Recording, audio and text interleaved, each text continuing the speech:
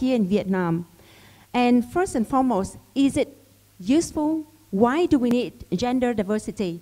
And from our report, we have seen that the respondents in our survey, they all share and the benefits of having gender diversity in their companies. And these are the top 4 reasons why we should have gender diversity in our organizations. The first and foremost, with the gender diversity in our companies, then the company seems to solve the problems more effectively. And of course, we can also serve and work with more diverse group of clients.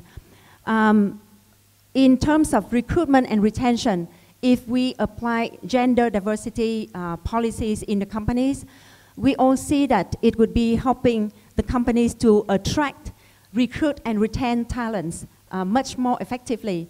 And of course, last but not least, gender diversity would help us to enhance and develop the company's culture very effectively. So these are the reasons why gender diversity is so important. And in Vietnam, it's also quite interesting to find out that the women are very, very hardworking and have ambitions to move up. So why they are so passionate about moving up, about pursuing higher positions in the organization? Now, we found out that it's not simply about money or so, or power, but the top 2 reasons why women would love to kind of improve themselves, fight, and get to the higher positions. Number 1 is about the passion.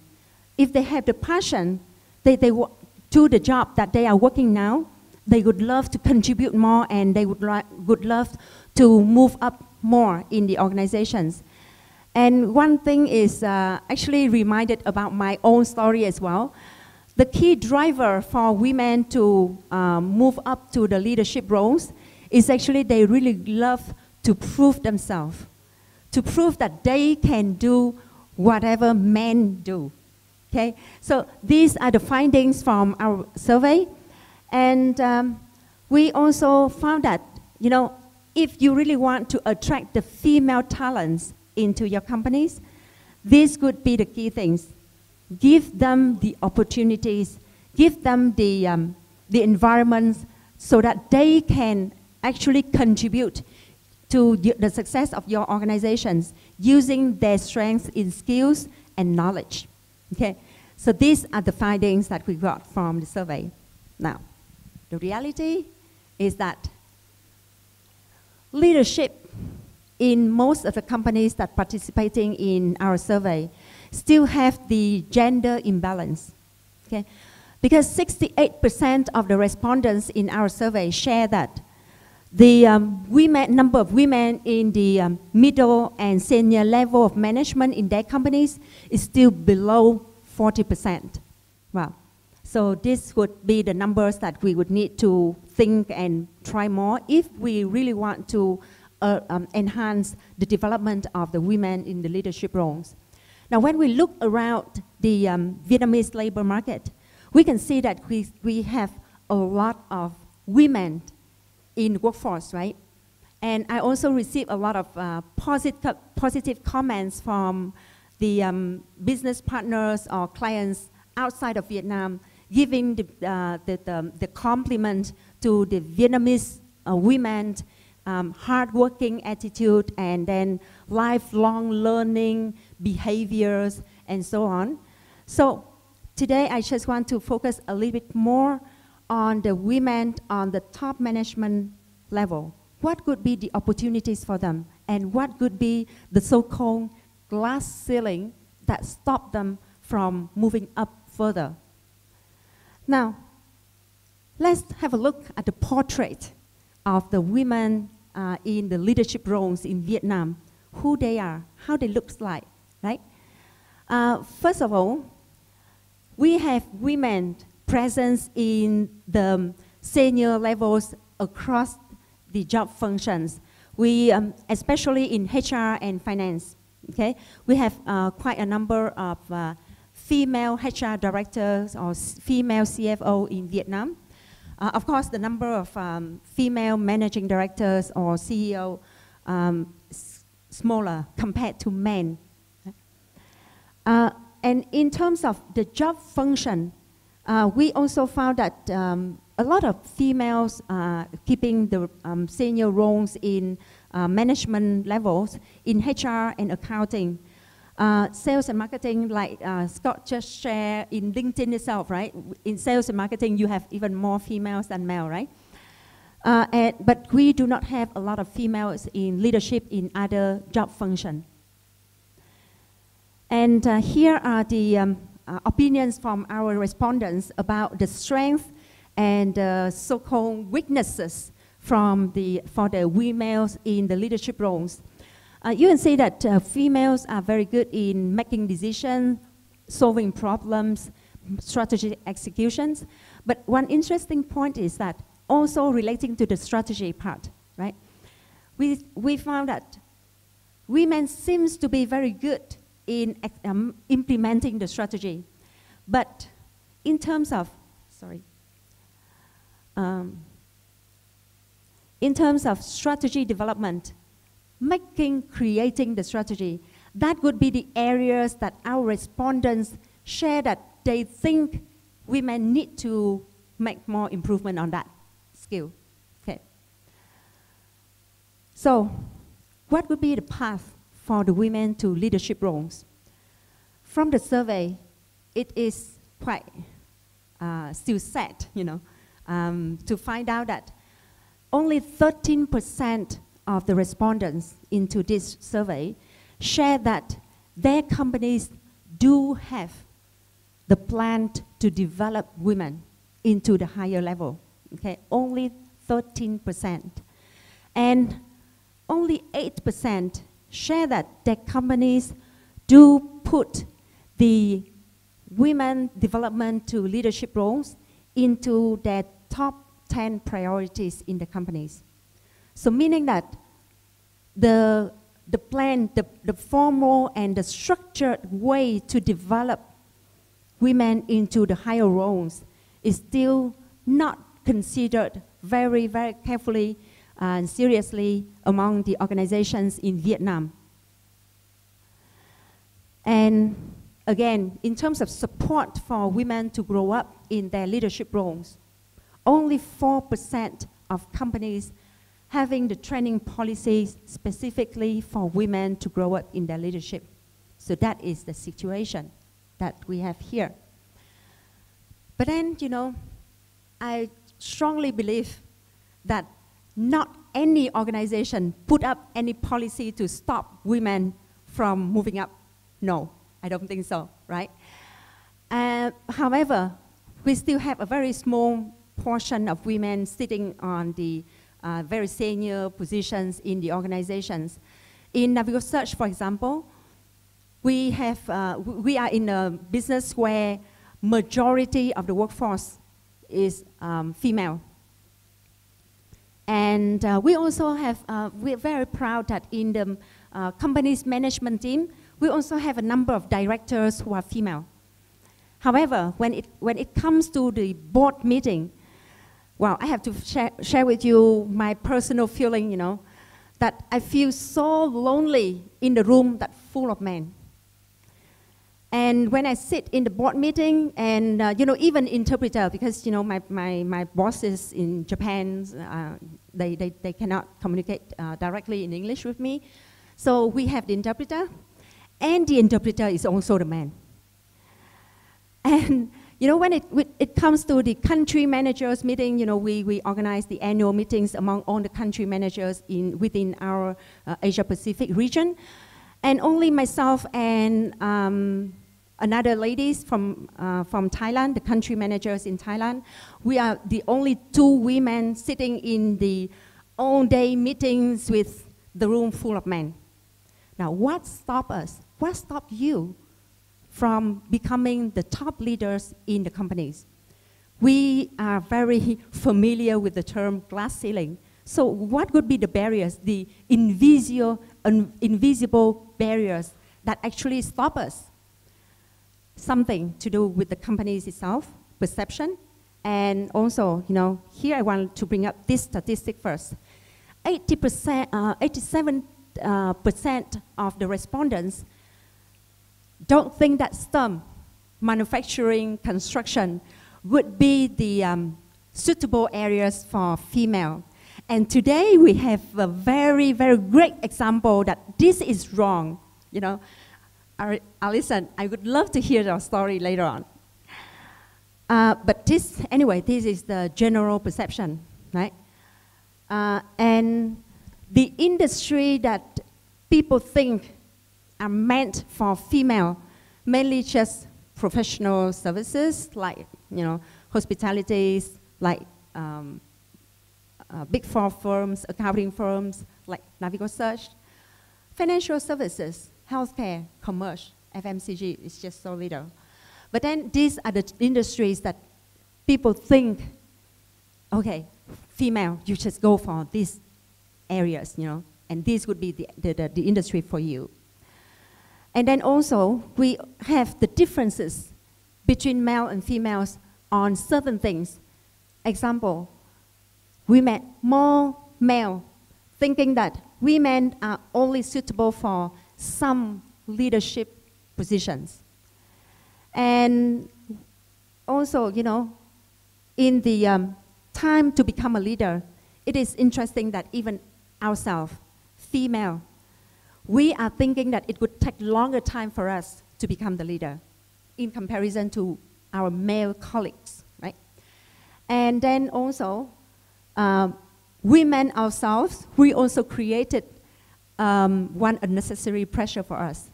We think that we need to, we have more pressure from the society and family when we pursue the leadership positions. One thing very simple, right? In Vietnam, when we come across a female CEO, for example, the first question is her family happy? Is he a good wife? Come on, why, right? This would be the pressure that we are afraid and we created for ourselves as well. And one thing in the workplace, very interesting information that we found out, when we ask about the opinions from our respondents, whether or not they feel that there is a competition in workplace between the two genders, more male thinking about that. 14% of our male respondents say yes to that question in comparison to just 8% of the female. And in terms of, the equal opportunities to grow up the career, then 52% of the women say, yes, there is certain differentiation or discrimination when it comes to the opportunities to move up to the next level, compared to only 44% of male thinking that, okay, there are certain discrimination, but overall it's fair for both gender. Giving you these two statistics, I would like to emphasize the fact that, male seems to feel more competition in the workplace in comparison to female, and then they feel that the job opportunities is fair for both gender, whereas female does not feel the same way, right? And we almost like both genders also agree on one phenomenon in Vietnam actually, that men has more freedom, to take care of their career than women, because women have to have more responsibilities with the family, and they have to bear the have to be accountable for building home, whereas men can, just building house and then they can enjoy the career development for themselves. So that is the general perception of the society that we are facing now. And last but not least, again, women are right now creating more pressure on ourselves. We expect that we have to be a perfect person. Yeah. And we have to, do everything. We have to be excellent in work, at home, be a great leader in the office, and then be a great wife, great mother at home. Everything. Okay? So, and that creates the pressure for us. And here are the challenges to women in the workplace. And if you really want to nurture your workforce, then these would be the areas that you will need to think about making some improvement. First of all, lack of empowerment to the women to make the decision and to contribute. Lack of promotion opportunities to women. For women, then we have to, think more about how to provide the support for them mentally. So lack of mentors or advisors in the workplace is also another issue. The pressure from work-life balance in today's competitive working environment is also creating a lot of problems or a lot of barriers for women to move up.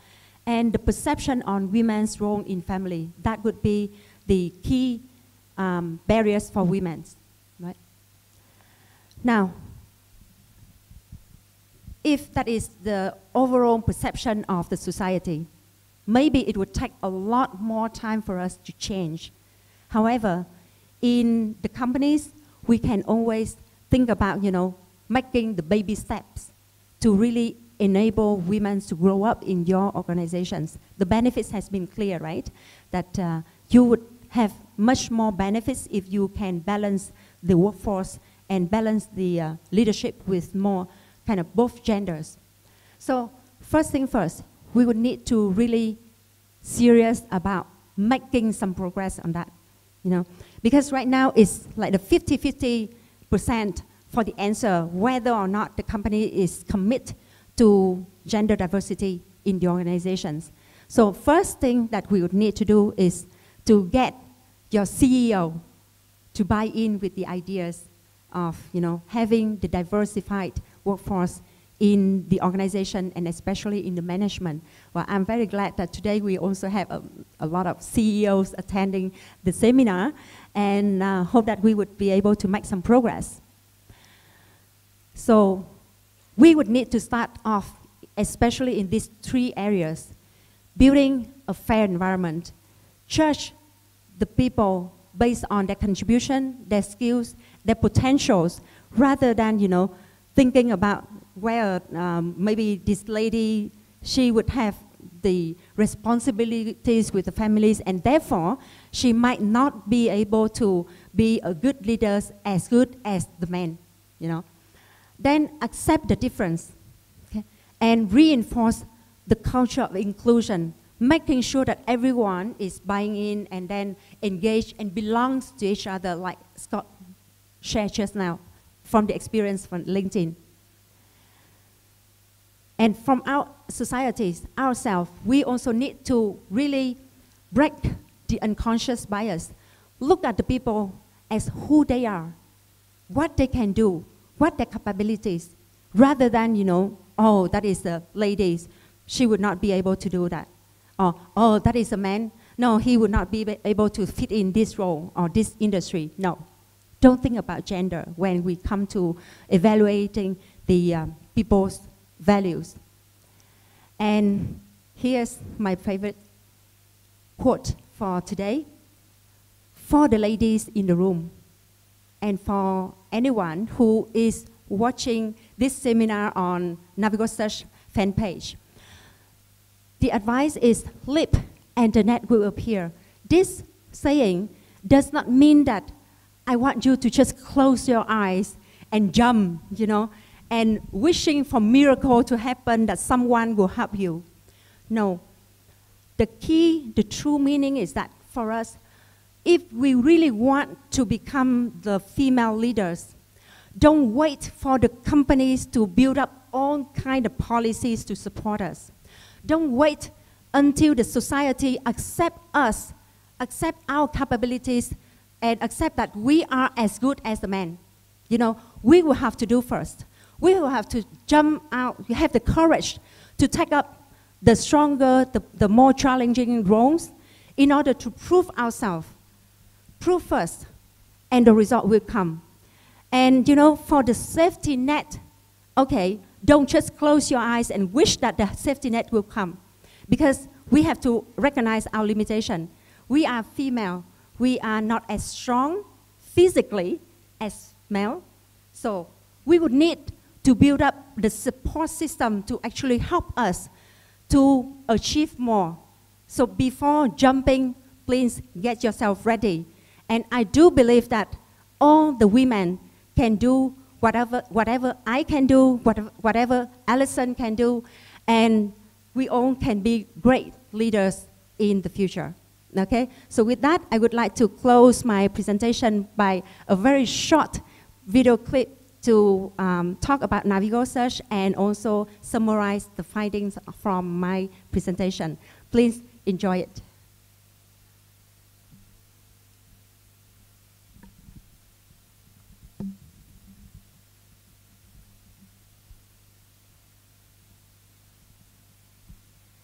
Can you put the sounds?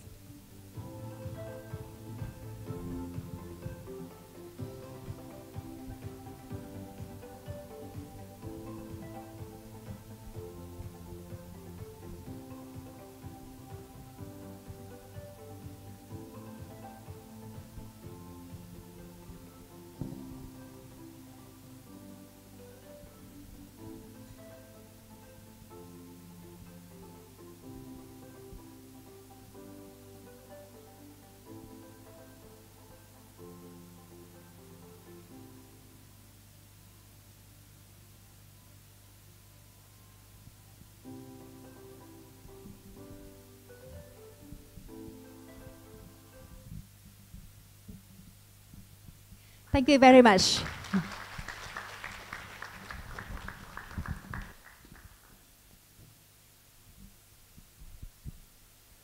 Thank you so much, Ms. Nguyễn Phương Mai, with your very inspiring message.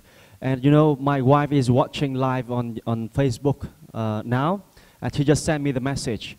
Okay, I have listened to the presentation, and I think that for me, I don't have to spend any effort because I'm always the CEO in the family. That's the fact. I think the same fact in your families. I hope that happens also in more and more business and enterprises. Ladies and gentlemen, I think now it's time for us to have a short break, and we'll welcome you back in around 10 to 15 minutes. This is a time for you to rest, refresh, and also a time for you to networking. I hope you have a great time together. Thank you, and see you again in the ballroom. Thank you so much.